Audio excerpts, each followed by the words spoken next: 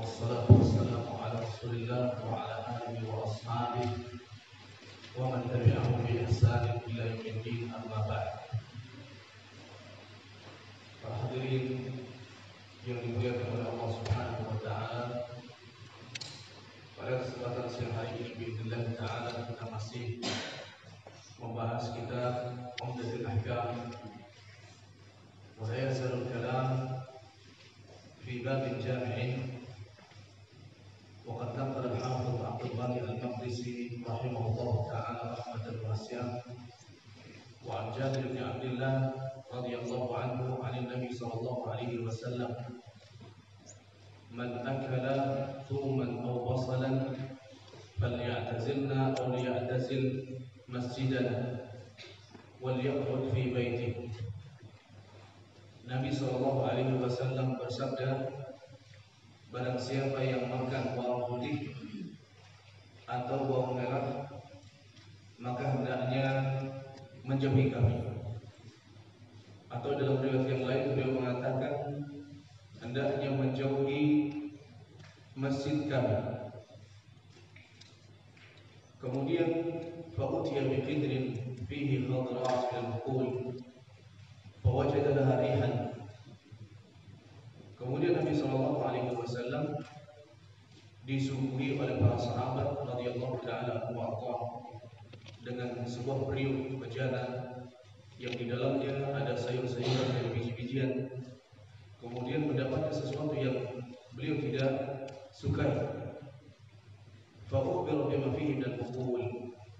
Kemudian diberitahukan tentang isi dari periuk atau bejana tadi. Faqal, kemudian Nabi Sallallahu Alaihi Wasallam mengatakan, qarribuha, dekatkan bajananya, li ba'd ashabihi kanu ma'ahu, di mana saat itu mereka sedang dengan Nabi Sallallahu Alaihi Wasallam. Setelah beliau mengatakan hal tersebut, kemudian para sahabat radhiyallahu taala anhum pun memberi. Falam taraha kariha aklaha. Ketika melihat beberapa sayuran yang ada di sana, Nabi Shallallahu Alaihi Wasallam tidak menyukainya. Kemudian beliau mengatakan, kul, makanlah, fa inni unaji man la tunaji. Sesungguhnya saya berbicara lirik dengan yang tidak kalian berbicara dengan mereka. Kemudian di dalam riwayat yang lain, an Jabir an Nabi sallallahu alaihi wasallam annahu qala man akala thuman aw wasalan aw qurratan, siapa yang makan bawang putih atau bawang merah, aw qurratan, atau sayuran seperti daun bawang, seperti sayuran daun bawang, falyatazil masjidan. Kemudian Nabi Sallallahu Alaihi Wasallam mengatakan, maka jauhi masjid kami, fa innal malaikata tata'adda mimma yata'adda minhu banu insan wa fi riwayatin banu adam. Karena para malaikat itu merasa tidak nyaman. Para malaikat tidak nyaman dengan yang dirasa oleh Bani Adam, sebagaimana dirasa oleh Bani Adam. Hadis ini, ma'asyiral ikhwah a'azzakumullah, berkaitan dengan adab kita saat datang ke masjid. Kita tahu semuanya bahwasanya masjid adalah Baitullah. Masjid ini rumah Allah yang perlu kita jaga adab saat kita di dalamnya. Baik saat kita berangkat menuju masjid, Nabi Sallallahu Alaihi Wasallam menyampaikan, alaikum bis-sakinati wal waqar. Hendaknya kalian kalau ke masjid itu dengan tenang, dengan sopan. Itu yang disampaikan oleh Nabi Sallallahu Alaihi Wasallam. Jangan malah kemudian bercanda-canda atau bahkan berlari-lari yang tidak memberikan manfaat. Nah, ini tidak beradab dengan masjid. Demikian juga saat masuk, Nabi Sallallahu Alaihi Wasallam mencontohkan dengan menggunakan kaki kanan, sebagaimana dicontohkan oleh Nabi Sallallahu Alaihi Wasallam. Dan ini banyak tidak diindahkan oleh sebagian besar kaum muslimin. Harusnya ketika ke masjid maka menjaga adab ini. Demikian juga ketika sudah masuk masjid, maka perhatikan baik-baik adabnya masuk masjid setelah dengan kaki kanan kemudian berdoa. Ini diantara adab yang harus kita jaga. Kemudian juga salat tahiyatul masjid. Demikian juga saat kita di dalam masjid, Nabi SAW mengingatkan dengan hadis ini, man akala thuman aw basalan falyatazilna aw liyatazil masjidana. Siapa yang makan bawang putih ataupun bawang merah maka jauhi kami. Hukum makan basal, makan bawang merah, makan bawang putih hukumnya halal. Bawang merah dan bawang putih hukumnya halal, bisa kita pakai untuk tawabil, untuk bumbu saat kita memasak. Atau bahkan mungkin hanya untuk kepentingan makan saja, karena sebagian orang senang dengan makan mentah-mentah misalnya. Ini boleh-boleh saja. Akan tapi yang diingatkan oleh Nabi SAW, jangan sampai saat kita makan kemudian mau ke masjid masih terasa baunya. Siapa yang makan ini maka hendaknya bersiwak terlebih dahulu atau mencuci mulut terlebih dahulu, sikat gigi, sehingga datang ke masjid sudah hilang baunya. Karena Nabi SAW mengatakan falyatazil, jauhi kami wal ya'tazil musallana, dan kemudian atau menjauhi masjid kami, wal yaq'ud fi baiti. Bahkan Nabi SAW menyuruh kalau memang seperti itu kemudian tidak ada yang bisa membuat hilang baunya dari mulutnya, falyaq'ud fi baiti, maka duduklah di rumah. Ini menjadi udzur untuk tidak mengikuti sholat jamaah kalau memang mulutnya masih bau. Tapi bukan berarti dijadikan alasan, Ustaz, saya terlambat, saya tidak sholat jamaah, kenapa baru makan bawang? Semua makanan kita pakai bau, tapi dijaga sikat gigi terlebih dahulu atau bersiwak sehingga mulut ini datang ke masjid dalam kondisi harum, dalam kondisi tidak kemudian menyakiti para malaikat. Falyatazilna wal ya'tazil musallana. Mungkin di antara antum semuanya belum terbayang baunya seperti apa. Kalau seandainya sudah dibiasakan apalagi makan mentah.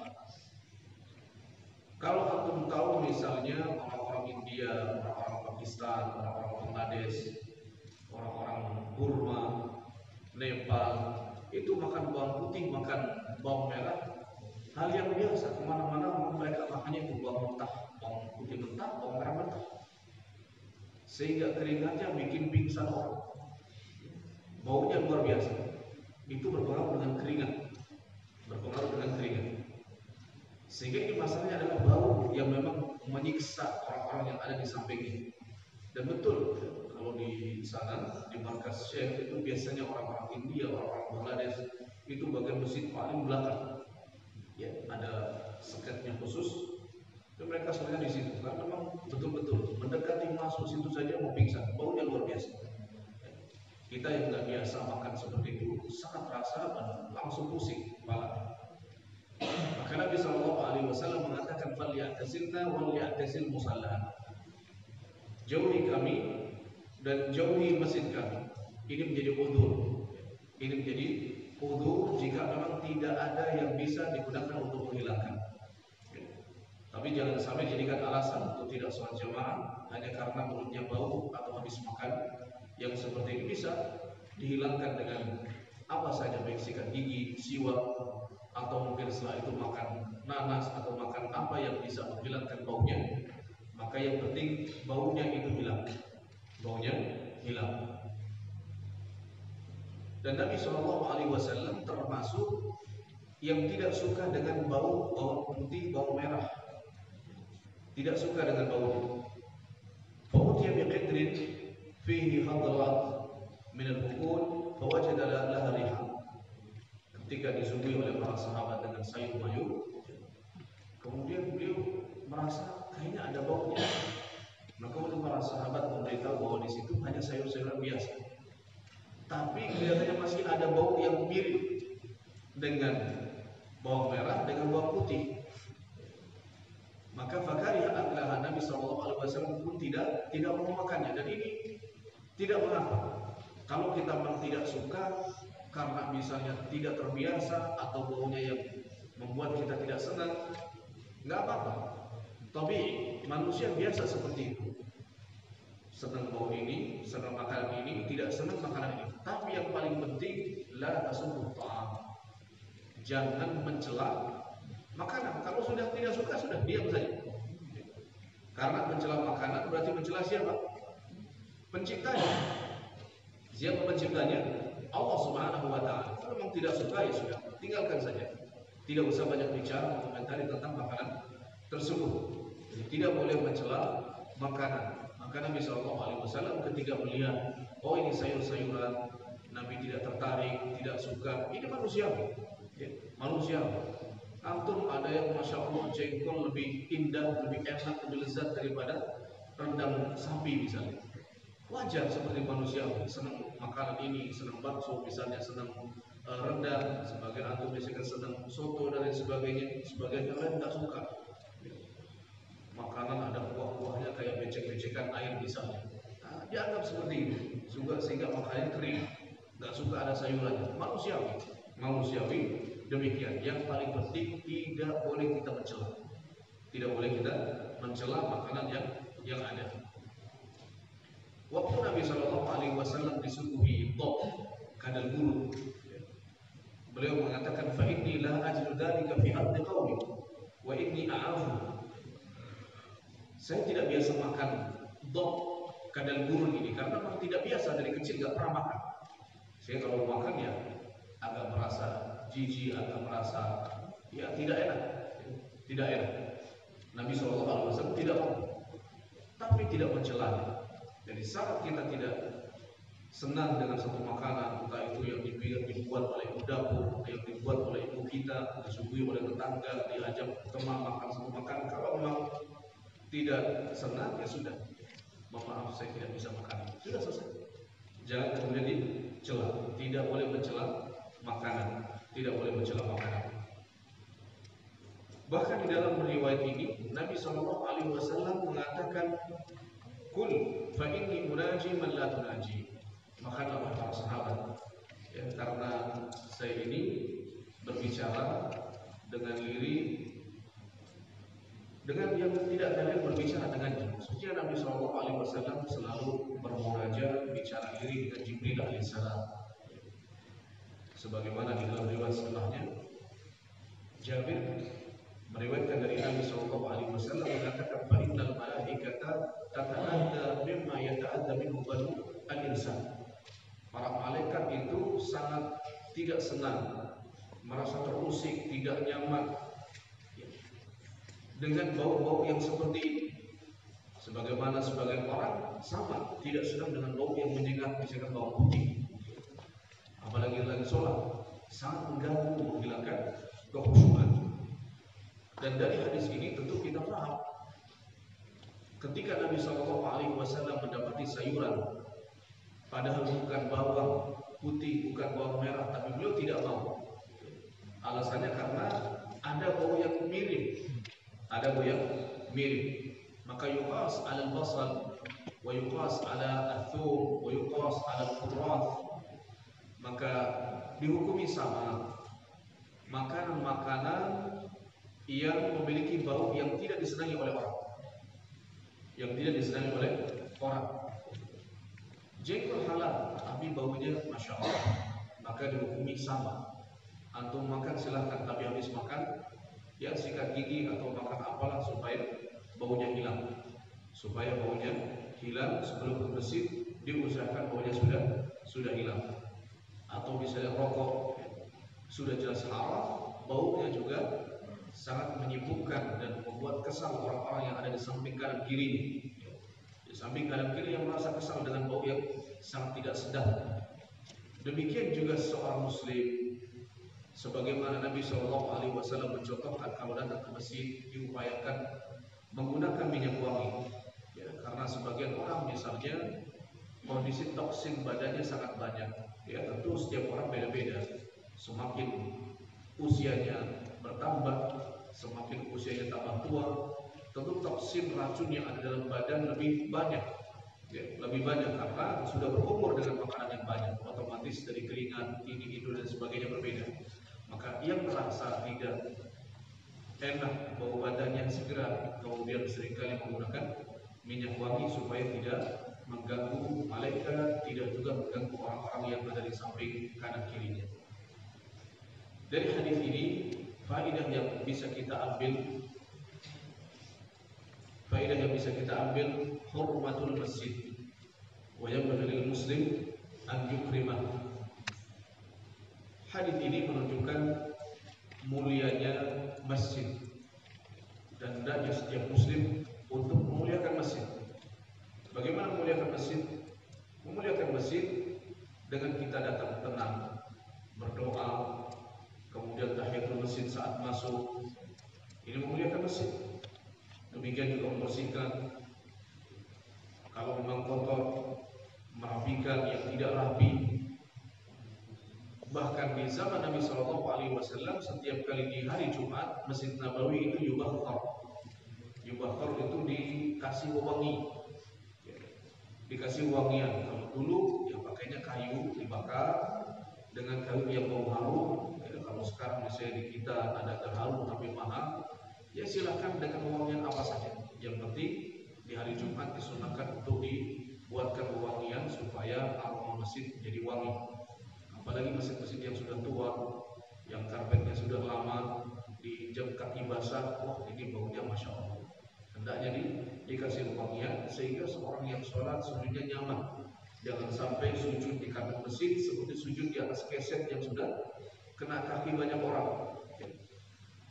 Hendaknya kita muliakan masjid dengan hal-hal yang seperti ini.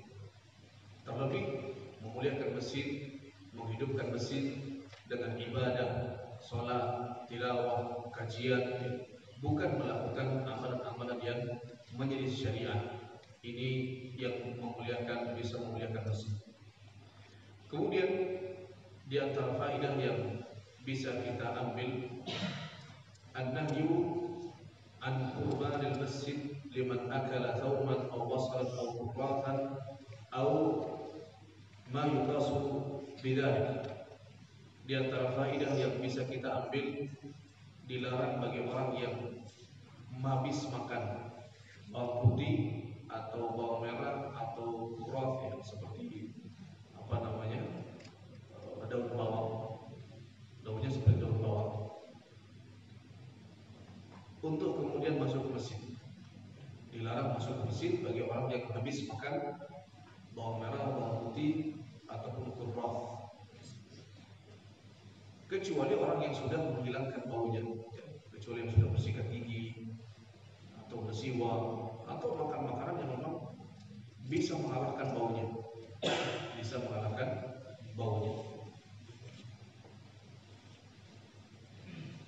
Kemudian di antara faedah yang bisa kita ambil,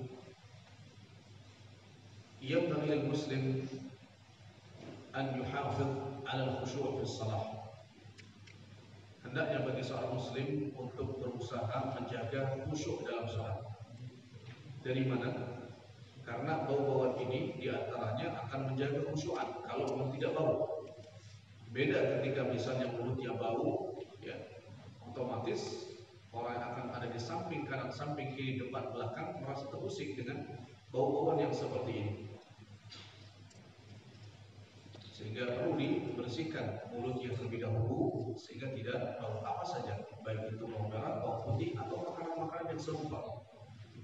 Antum misalnya habis makan mengkudu yang matang, baunya 10 meter masih bau. Nah, ini dibersihkan dulu. Dan yang semisalnya, bau-bauan yang tidak disukai oleh banyak orang hendaknya dihindari saat mau masuk ke dalam masjid. Kalau yang senang karena asalnya halal, maka dibersihkan terlebih dahulu sebelum masuk ke dalam masjid. Kemudian di antara faedah yang bisa kita ambil, man akal basal aw thum wa lam yajid lahu munadhifan falahu 'udhr an yatakhallaf an salatil jamaah. siapa yang habis makan bawang merah, bawang putih dan dia tidak memiliki yang bisa membersihkan mulutnya, bau mulutnya, maka ini menjadi udzur. Menjadi udzur.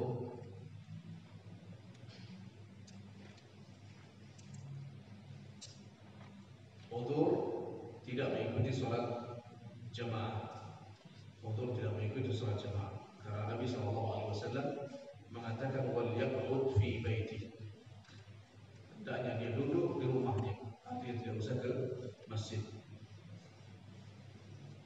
Kemudian di antara faedah yang bisa kita ambil,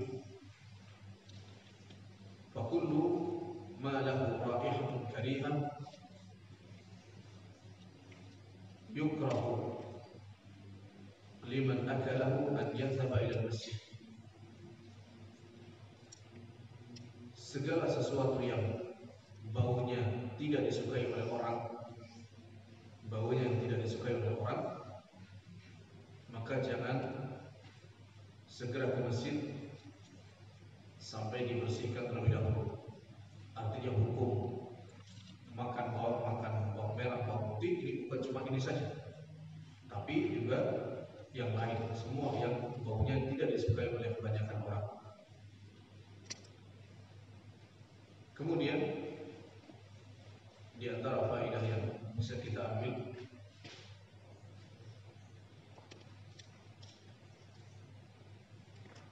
yang bagi ihtiram al-malaikah, hendaknya bagi setiap muslim menjaga adab dengan memuliakan malaikat, karena Nabi SAW menyampaikan fa innal malaikata tata'adza minhu, karena para malaikat merasa terusik, terganggu dengan bau-bauan yang tidak disukai sama dengan manusia. Bau-bauan seperti ini para malaikat juga tidak suka. Para malaikat tidak suka. Kemudian di antara faedah yang bisa kita ambil, anna min al-ahkam asy-syar'iyyah ma hiya mu'allalah wa minha ma kanat ta'abbudiyyah. Di antara syariat Islam ada yang diketahui alasannya, alasan mensyariatkannya, dan ada yang ta'abudiyah. Ada yang sifatnya ta'abudiyah, artinya sifatnya hanya ibadah. Kita melakukan itu alasannya karena ini kita ibadah kepada Allah Subhanahu wa taala, tidak tahu hikmahnya. Tentu semuanya ada hikmahnya yang disyariatkan oleh Allah Azza wa Jalla. Hanya saja kadang kita tidak tahu, maka yang terpenting adalah mengamalkan. Hal yang mudah misalnya saat kita rukuk, kenapa rukuk seperti ini? Kenapa kita sholat zuhur misalnya 4 rakaat? Ini ta'abudiyah. Ini ta'abudiyah. Hikmahnya adalah hikmah ibadah secara umum. Walaupun kita tidak tahu hikmah secara khusus, ini sudah cukup dengan ibadah yang secara umum maka disebut dengan ta'abudiyah.